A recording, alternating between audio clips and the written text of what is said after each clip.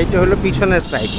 পিছনের সাইডে এই যে একটু এই গ্যাপ আছে, ওইটা ব্যবস্থা করতেছি আমি। আর এটা এই ডাইন পাশের সাইড অনেক আলো হয়েছে।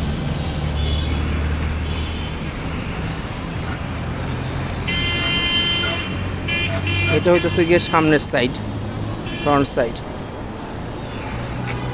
আর এটা হচ্ছে গিয়ে এই পাশ থেকে।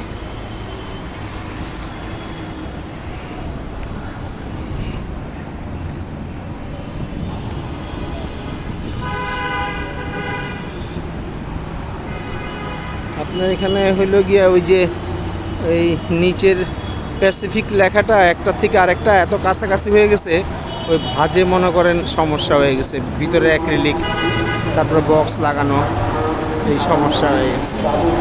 এমনি খারাপ হয় নাই।